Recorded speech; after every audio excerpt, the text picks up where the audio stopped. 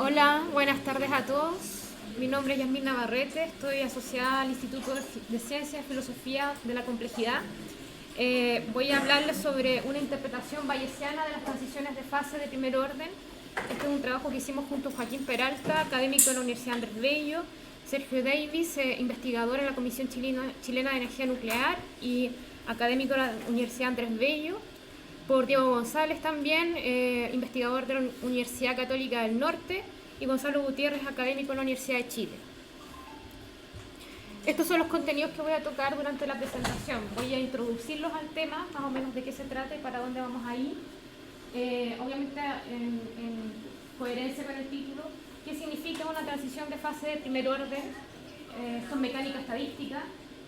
Las transiciones de fase de primer orden bajo la perspectiva de James, de la teoría de la información, que es un principio de máxima entropía. Vamos después a ocupar esa respuesta en hacer inferencia usando máxima entropía.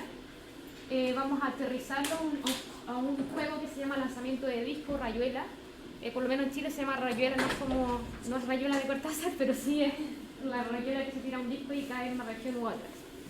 Y las conclusiones y luego los agradecimientos correspondientes. Bueno, la temperatura de transición de fase, que es el cambio en la materia, y la energía libre pueden verse desde una perspectiva mucho más amplia, haciendo inferencia bajo los términos de la teoría de la información. Vamos a introducir el juego tiro al disco para hacer inferencia sobre dos preguntas y reobtener ciertos parámetros que son de la termodinámica a partir de este proceso de inferencia. Respondiendo a estas preguntas, entonces vamos a recuperar los conceptos de temperatura de transición, energía libre de Helmholtz y la regla que impone su igualdad en la coexistencia de fases. ¿Pero qué es una transición de fase de primer orden? Una transición de fase de primer orden es un cambio abrupto en las propiedades termodinámicas de un sistema, ya sea volumen, densidad o entropía. Esta transición se caracteriza por un cambio discontinuo justamente en estas propiedades en forma de calor latente. ¿Qué es el calor latente? Es la energía que se absorbe o que se libera bajo una temperatura constante, un punto crítico donde coexisten dos fases. Y aquí hay un ejemplo concreto que pueden hacer como experimento en la casa, si es que no lo han hecho antes: tener una botella llena de agua, ponerla en el freezer para que se congele, pero no esperar tanto para que no se congele, sacarla y ver que existe una coexistencia entre el hielo y el líquido. Y ante una pequeña perturbación, esta botella puede convertirse completamente en hielo. Esa es una transición de fase de primer orden. Y aquí yo muestro un vaso de agua que seguramente si le pego un chilito o lo perturbo, se va a convertir completamente en hielo, porque está coexistiendo, está en esa transición. No es continuo, o sea, es discontinuo porque las propiedades termodinámicas cambian, y no es continuo porque no es suave, no va variando gradualmente, sino que pasa abruptamente. Y aquí hay un ejemplo para el agua. Tenemos que a una temperatura crítica nos vamos a fijar en estas dos regiones. Pueden coexistir sólido, líquido, bueno, y también gas, pero el punto que ese es el punto crítico a partir del cual cualquier perturbación en este sistema va a hacer que se vaya al estado de menor energía, ya sea sólido o líquido, en el ejemplo que les presenté anteriormente. Y eso tiene que ver con la temperatura. Y les voy a leer textualmente lo que opina James o la formulación que James hace con respecto a este tipo de fenómenos. Él escribió una nota un tanto críptica en su libro de probabilidad, diciendo lo siguiente: en la mecánica estadística, la probabilidad relativa P sub j sobre P sub k de dos fases difieren, tanto líquido y sólido, es la razón de sus funciones partición, S sub j sobre S sub k, que son las constantes de normalización para los subproblemas de predicción dentro de una fase. En el análisis bayesiano, los datos son indiferentes entre dos modelos cuando sus constantes de normalización se igualan. En la mecánica estadística, la temperatura de una transición de fase es aquella en la que las dos funciones de partición son las mismas, se igualan. Porque tengo todas las posibles configuraciones de sistema que van a ser las mismas para para los dos estados de la materia que pueden coexistir hasta que hace la transición. Bueno, ahora, ¿qué es el principio de máxima entropía? El principio de máxima entropía se puede entender como una manera de encontrar priors para hacer inferencia. Vendría siendo como un caso particular de la inferencia bayesiana, porque también se puede actualizar la información a partir de ciertas restricciones y uno puede actualizar la distribución de probabilidad de esa forma. Entonces, es la distribución menos sesgada posible que uno puede tener, asumiendo los supuestos, lo mejor que evite los supuestos innecesarios.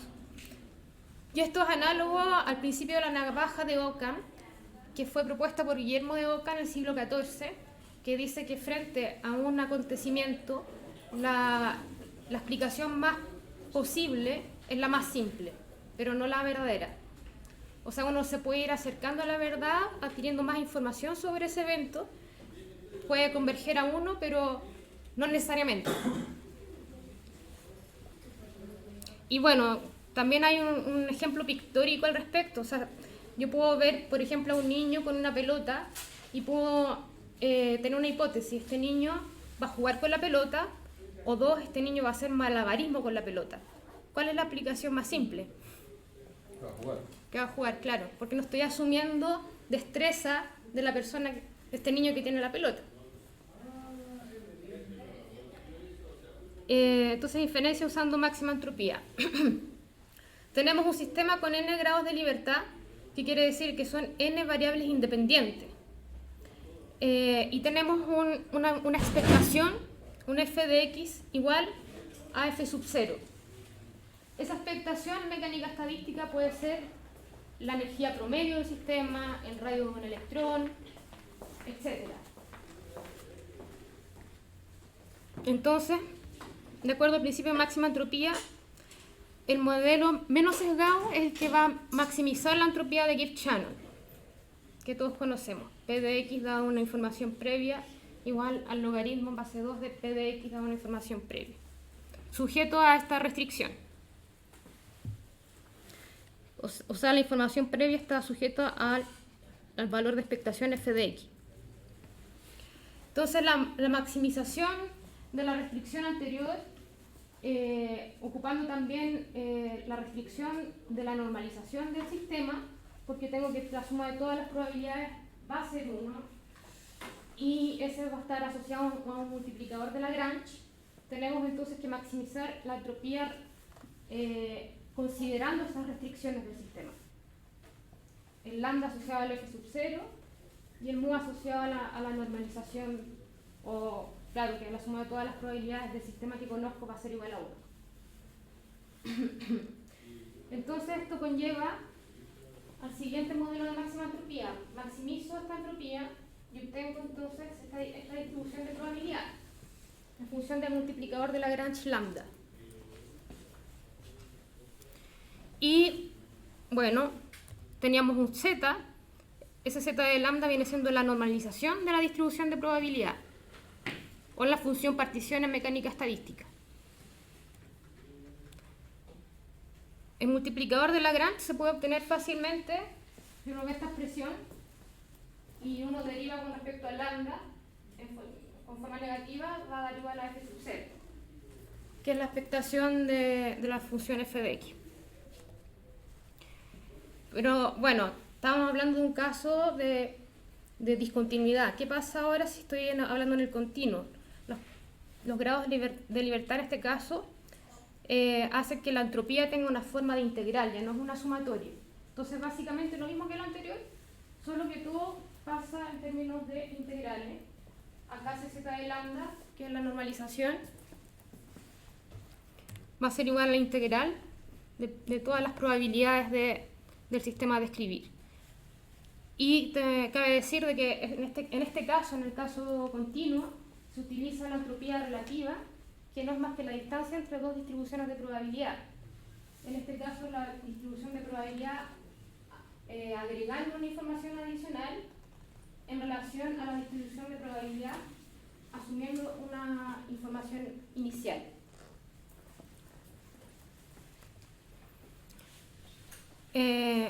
Entonces, en ambos casos, con grados de libertad, ya sea discontinuos o continuos, la maximización de la entropía tiene como resultado la función que se ve a continuación. Es igual al logaritmo natural de la función de partición más lambda por f sub 0. Y hacemos un cambio de variable para obtener de esta forma su correlato termodinámico. Lambda igual a beta y beta 1 sobre la constante de Boltzmann por la temperatura. Reemplazo entonces en la ecuación anterior ese lambda por el beta. Introducimos el concepto de la energía libre de Helmholtz, que es f de beta, y reemplazamos en la ecuación anterior el menos logaritmo natural de z de beta acá, y nos queda así. Y luego usamos justamente el multiplicador de Lagrange lambda, que ahora es beta, y nos va a quedar la función de la energía libre de Helmholtz en función de la temperatura. ¿Y qué es la energía libre de Helmholtz? Es la energía disponible para hacer trabajo en un sistema o para cambiar de configuración en la materia. ¿Por qué? Porque la energía interna que posee este mismo sistema, al cual le resto la parte que se pierde en calor, que está asociada a la temperatura y a la entropía. Claro, como sabemos, en mecánica estadística y en termodinámica en general no hay un sistema perfecto que ocupe toda su energía en trabajo. Hay parte de él se pierde en calor y está dado por el concepto de entropía. Entonces ahora vamos al ejemplo concreto, que es rayuela. Entonces suponemos que tenemos dos regiones disjuntas, A y B, y hay un jugador que quiere acertarle ya sea a A o a B. Pero vamos a las siguientes preguntas. ¿Qué probabilidad se le debiera asignar al jugador si le quiero acertar a la región B? Y la segunda pregunta, considerando que el jugador ya tiene un puntaje histórico, ¿qué probabilidad ahora se le debiera dar al jugador para golpear la región B? Sí tengo ese conocimiento como restricción en este caso en el sistema. Anteriormente esa restricción era la energía y en este caso va a ser la puntuación. Entonces, para responder A, intuitivamente podemos ver que la probabilidad de A, dada una condición inicial sobre la probabilidad de aceptar la B, va a estar dada por la superficie en A sobre la superficie en B. La superficie en A, ¿por qué? Porque son todos los puntos posibles sobre esa región. Me da la probabilidad de aceptar la región A. Y sigma sub B, P de B es proporcional a sigma sub B porque son todos los puntos que tengo como posibilidad de aceptar a esa región. Y la normalización es la misma, por eso desaparece de la relación. Dado que aterrizar en A o en B son eventos exhaustivos y excluyentes, entonces la probabilidad en A y la probabilidad en B sumadas me va a dar 1. Y hago ese cambio de variable. Acá puedo reemplazar P de A o P de B en esta relación y finalmente obtengo que la probabilidad de A o B dado I sub 1 va a ser igual a la superficie de A o B partido por la región total, que es la suma de las dos superficies. Entonces el puntaje esperado para el jugador va a estar dado por la siguiente relación, en donde tengo que es la probabilidad de aceptarle en A por el puntaje en A, más la probabilidad de aceptarle en B por el puntaje en B. Eso es estadística clásica. Ahora, para responder B, teniendo en consideración esta restricción que es el puntaje, nos va a dar la siguiente ecuación utilizando el principio de máxima entropía. Acá tenemos que hay términos adicionales porque consideramos el puntaje. Va a haber una exponencial de menos lambda n sub alfa partido por la función de partición. y no va a estar dado solamente por la región ni la superficie, sino que va a estar multiplicado por esta exponencial, porque eso va a maximizar la entropía de mi sistema restringido al puntaje histórico. Y z de lambda no es otra cosa que la normalización del sistema, la suma de todas las probabilidades. Y es claro que al derivar, la derivada negativa del logaritmo de la función partición es el n promedio. O no promedio, sino que el n esperado. Más adelante vamos a ver qué pasa con el promedio. ¿Qué es el puntaje? Puntaje, sí. No es el puntaje medio, sino es de la... O sea, un puntaje a que uno se le asocia a acertar a A y sumado con el que corresponde al acertarle a B, después de n repeticiones. Pero en cada repetición usted le calcula el puntaje. El puntaje es para cada intento. Cada repetición cada intento da un puntaje. Sí. Claro, sería el puntaje medio, la media. Claro, o sea, si lo hacemos n veces n suficientemente grande, tenemos que ver promedio. Sí, sería pues, Claro. Entonces, ¿qué hacemos? Derivamos esta z de lambda en la función de partición, obtenemos esta igualdad, multiplicamos por menos 1. Hay más pasos, si los quieren ver, los tengo en el apéndice, pero lo cual se deduce que acá despejo el lambda, el multiplicador de Lagrange, y me queda este término, lambda de n igual a esa expresión, que es un poco críptica. Pero lo vamos a resolver de la siguiente forma. Vamos a introducir nueva notación para entender mejor lo que nos da como resultado. Delta n va a ser igual a la diferencia del puntaje de B, de que acierta B, menos el puntaje que acierte en A. Delta S va a ser la entropía de B menos la entropía de A. La entropía de B es el logaritmo natural de la superficie de B y la entropía de A es el logaritmo natural de la superficie de A. Entonces, multiplicando lo anterior y restando delta de S, obtenemos que lambda por delta de n menos delta de s va a ser igual al logaritmo natural del puntaje en B menos el valor esperado n partido por el valor esperado en n menos el puntaje en A. ¿Qué pasa cuando lambda es igual a 0? Lambda es igual a 0, se va este término de aquí. Me queda el delta de s, que es lo mismo que el logaritmo de sigma sub b partido por el logaritmo de sigma sub a. O sea, el logaritmo de sigma sub b partido por sigma sub a. Aplicamos la exponencial y nos queda esta razón, que se traduce en ese cociente. Pero ese lambda igual a 0 sería ausencia de restricción. Sí. Sería no poner la restricción. O sea, claro, no considera la restricción, pero igual puedo desarrollar los términos de entropía, los términos de puntaje. Entonces, ¿qué pasa? Que el resultado anterior refleja una completa inhabilidad del jugador a acertarle en A o en B, porque no difieren de ser resultados puramente aleatorios, ya que depende simplemente del área de A o el área de B, no depende del jugador. Pero, ¿qué pasa si lambda es distinto de 0?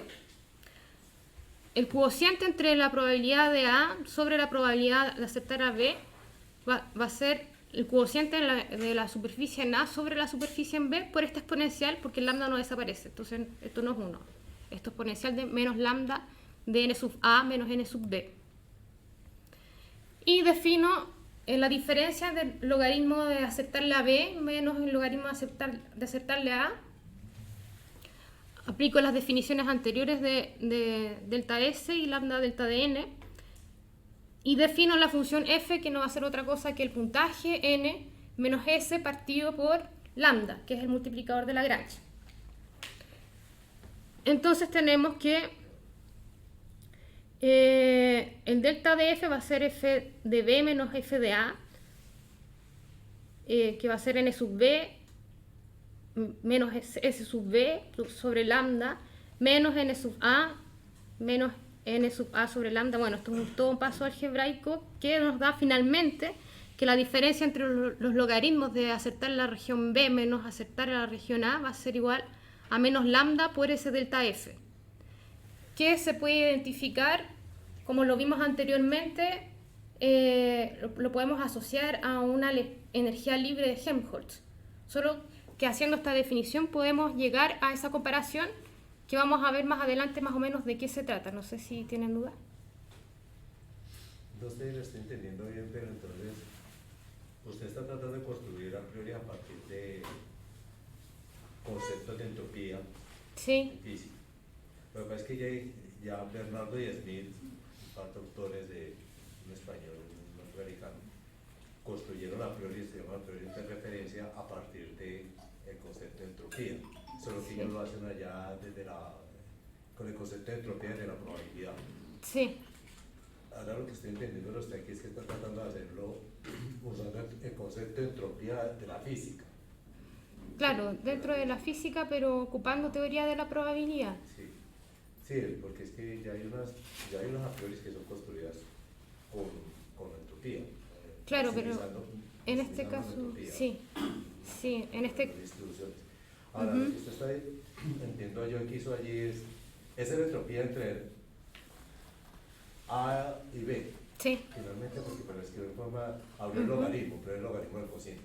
sí, Entonces, si uno mira aquí, estaríamos llegando a un, ¿qué? Delta logaritmo de P Delta igual P. a menos lambda por un delta de F. claro, porque en el fondo defino ese F sub alfa como menos lambda, o sea, como n menos S partido por lambda, como la energía libre. Pero venga, ¿ese qué es? ¿Entiendes qué pasa? El esa S qué es? Esa es la entropía. La entropía. Sí, Y el otro la diferencia de puntajes. sí, Ya. Entonces, finalmente termina siendo una función de el puntaje y la entropía. entropía y los puntajes que yo, cuando tengo puntajes, porque yo puedo también dejarlo libre a la entropía y no ponerle puntajes a eso. Claro.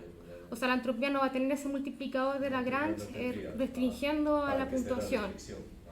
Claro, tener los puntajes me están dando información de que dónde puede ser más posible que la ponga en A o en B. Claro, y justamente lo que viene más adelante. Que la mayor probabilidad va a estar dado por el menor puntaje de F.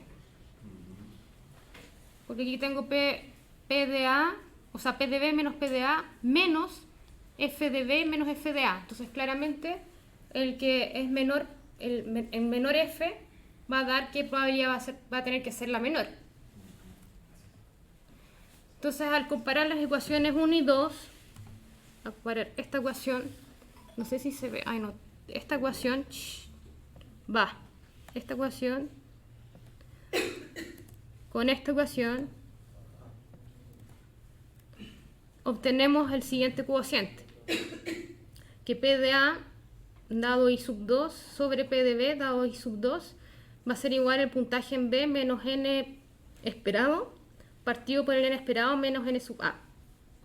Y aquí es donde hay un valor interesante que por la ley de los grandes números, y yo repito muchas veces este acontecimiento de tirar el disco, la energía promedio, vamos a tener que el N va a converger a un promedio de N sub A más N sub B, puntaje obtenido en A más puntaje obtenido en B partido por 2.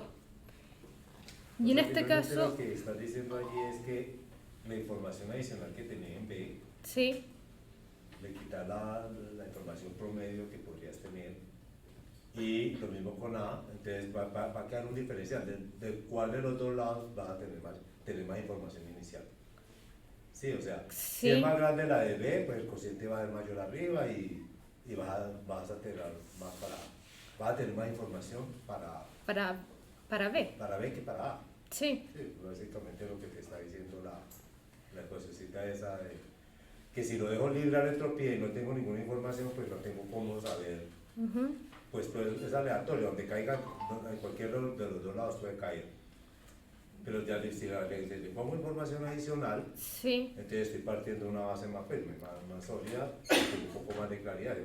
Ya me quedaría faltando hacer observación y ver cómo la edición para mejorar la la predicción. Sí, o sea, no sé, disminuir la entropía no, pero sí Bueno, no, disminuir no la disminuir la entropía, es ignorancia, como disminuir el caos, que es lo más barato. la incertidumbre, o más bien Ah. para tener una idea en dónde va a aterrizar el disco finalmente. Bueno, entonces cuando tenemos este n como n promedio de n sub a más n sub b partido por 2, tenemos un caso de equiprobabilidad. La probabilidad en A va a ser igual a la probabilidad en B. Y eso se puede ver simplemente reemplazando en n barra por el promedio. Evalúo lambda en el promedio, me va a dar el lambda sub 0 crítico, que va a estar dado por delta S partido por delta N. O sea, no hice nada más que reemplazar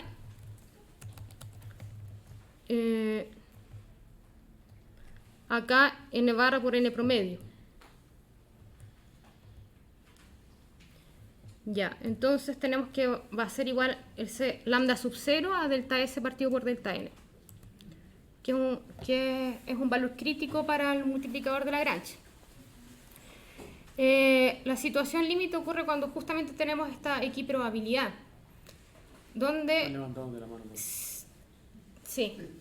Sí, o sea, es justamente la entropía lo que está definiendo Jay, porque esa entropía se llama la entropía de Shannon. Ajá. Entonces se dan también las probabilidades, o sea, ella se define como el número medio de preguntas tipo sí o no que tienes que realizar para saber el valor de la variable aleatoria.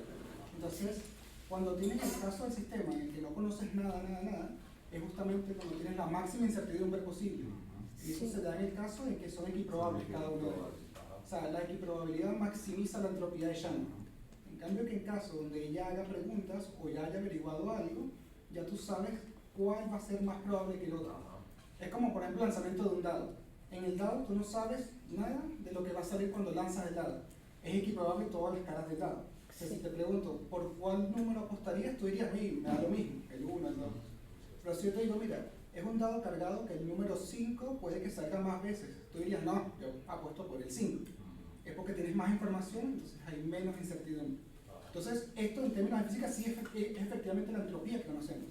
Porque Shannon la descubre cuando define su entropía de Shannon, pero también Gibbs define la fórmula de la entropía de Gibbs, que casualmente es la misma, menos sumatoria de P log P. Bueno, le coloca adelante la constante de Boltzmann y en lugar del logaritmo de base 2 es en base E. Pero físicamente sí es eso, tal cual. Sí. Bueno, entonces, muchas gracias por sus aportes.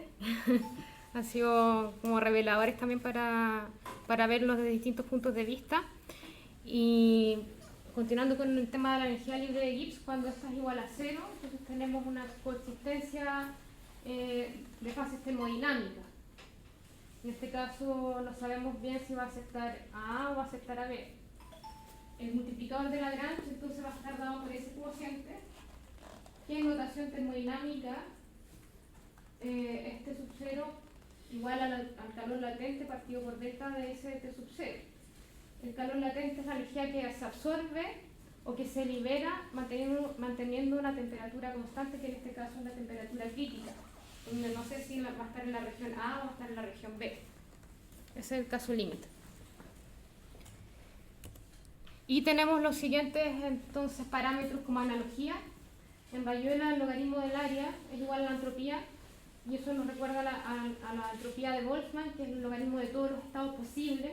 Entonces acá los estados posibles son todos los puntos que están sobre la superficie, que es la región correspondiente. El puntaje promedio del juego, que corresponde su variable termodinámica a la energía interna. La diferencia de puntaje delta n, que va a estar dada por el calor latente.